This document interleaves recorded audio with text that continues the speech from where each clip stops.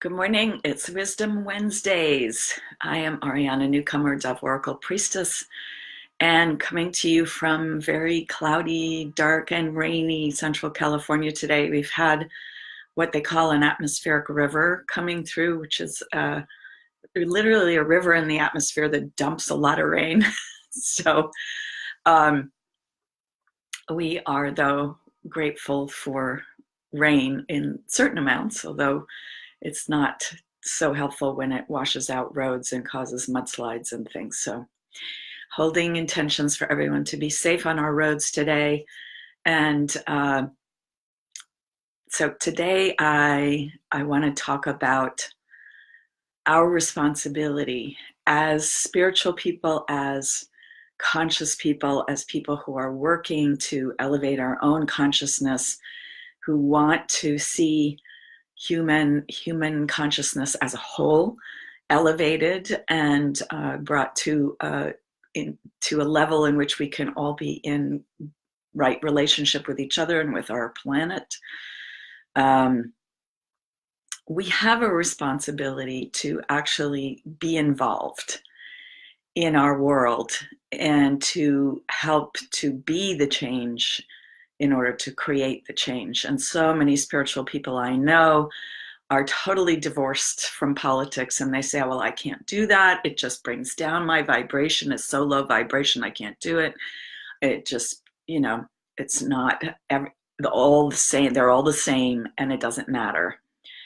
And that's not true. It's actually not true. And we as spiritual people, as people really, really working on developing our consciousness and helping to create change, actually need to be involved. And so there are two things that I want to talk about, how we be involved.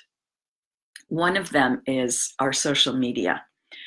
And it's very, very important that we actually do consciously approach the internet and create kind of boundaries for ourselves energetically and create a sense of love in ourselves before we go on to the internet.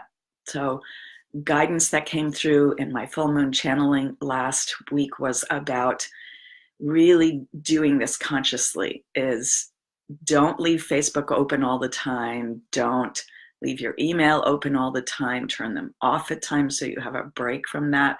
Turn off the notifications so you're not always getting pinged by that stuff.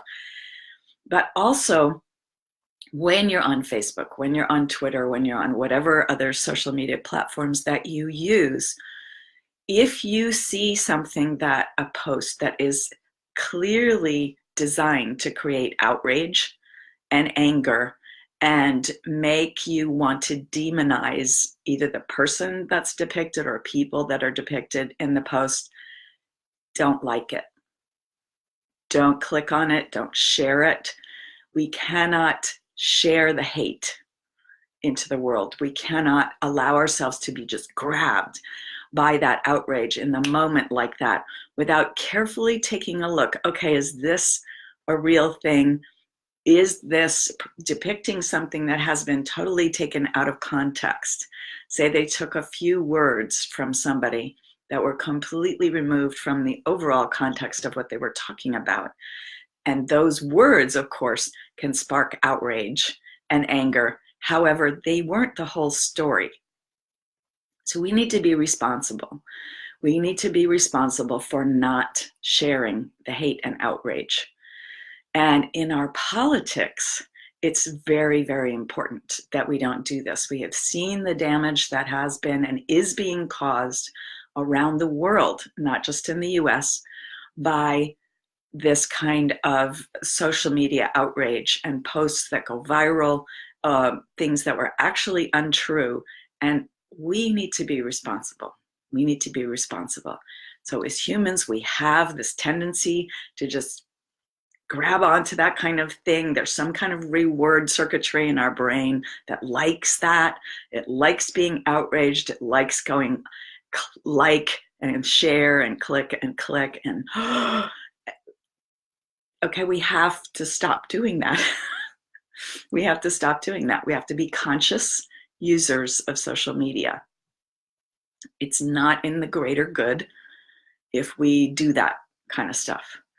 And now, as far as politics goes, I grew up in a family that really was involved with politics. My parents were really involved with the civil rights movement in the 60s, and my mom came from a political family in Vermont. And my dad was an ordained congregational minister, although he didn't actually have a church of his own ever. And he did many different things in his life. All of his activities that he did were being of service in some way. And my brother and I, my older brother and I, were involved in the protests against the Vietnam War when we were in high school. So I grew up with political activism. My dad went to the march, the second big march from Selma to Montgomery with Martin Luther King Jr. And so it's kind of in my blood. This political activism, social justice activism is in my blood. And so it's natural for me. And even as I have continued to evolve as a highly spiritual person, I bring that to the way I look at politics. And many of you may know that Marianne Williamson, one of our premier spiritual teachers in the US right now, has announced a run for the presidency. And she's doing this in order to actually bring spirituality into politics. So whether or not she actually is able to get elected or even get out of the primaries, at least she is bringing that conversation into the whole process. And it's very important that we do that. If we as spiritual people stay out of politics, then who's doing the politics? Who is it? If we don't vote, who is it that's voting? And the things that happen in government are actually affecting us. The infrastructure, the roads we drive on, the schools we send our kids to, what our military is doing in the world, all those things affect us. So it's important that we use our voices to bring our spiritual perspective into the political process, even if it's only by voting for the person we feel is closest to those. It's just not adequate to say, well, both sides are the same and it doesn't matter if I vote. Actually, it does. It matters if we vote, and it does take some time. It does, but that's our responsibility. It's our responsibility as spiritual people working for the greater good, and it's our responsibility as citizens of our countries to participate in the political process. So please do consider everything that you do on social media. Set up your boundaries, that you're not going to allow anything in from social media or the internet, not allowing it into your energy systems, into your physical self, if it's not aligned energetically and spiritually, if it's not of the love and the light, as some people say. And you're not going to put anything out there that isn't fully aligned for yourself. And if you have friends who are posting some of this stuff that's promoting outrage and hatred, put a little message on the post maybe and say, let's not post things like this. Or message them privately and say, hi, Betty Jean, great to see you. Let's not do this on social media. And let's take care that our spirituality is spirituality that actually, it's not just about doing our own inner work, but it's also about doing our work in the world, bringing that spiritual orientation into the world and bringing more people along with us. Let's create a movement. How about if we create a movement for positive social media? You know, Facebook has this algorithm that promotes the things that are liked and shared more than others. So what if we start liking and sharing the things that are really positive and the things that are really moving us towards where we want to be in terms of elevating the consciousness of humanity and coming into a place of the greater good and healing between humans and healing between humans and nature.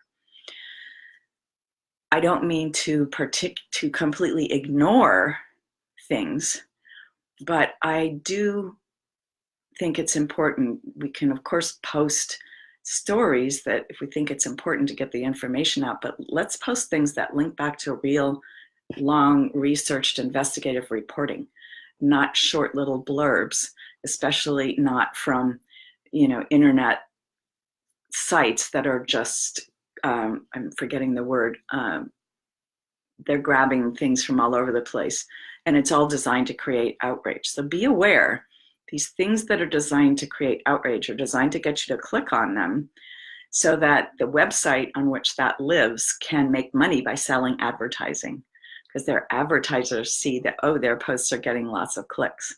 So let's take our energy out of that. Let's take our energy out of that. And let's be responsible with our social media, and let's be responsible in engaging with our politics. And another thing that we can do as spiritual people is a kind of spiritual activism that I practice called subtle activism. And we do this in the Wise Women Immersion, which is my group program. We do it at the end of every class, and the members of the program absolutely love this. And many of the women have chosen to continue doing this practice monthly with me in a monthly circle because they found it so rich and so valuable. We create a conscious group energy field, and we do our creating boundaries and sending only just the highest and deepest and best of ourselves into the group energy field.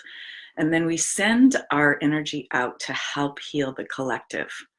This is kind of in the tradition of group prayer in the best sense, right? But we do this very, very consciously. And there's all kinds of people doing this all around the world. I learned this from a man named David Nicol, Nicol, and he's got a big thing going right now with subtle activism. And it's a real thing. We can actually have an energetic effect that's real by doing this work in groups. So if you would like to be involved in doing your own deep inner healing plus doing your spiritual activism, perhaps the Wise Women Immersion would be great for you. And I am just beginning to enroll. The next group will be starting probably late April. So if you would like to talk with me about that or any of the other work that I do, I will post a link in the comments and you can book a time to talk with me. I'll see you next week.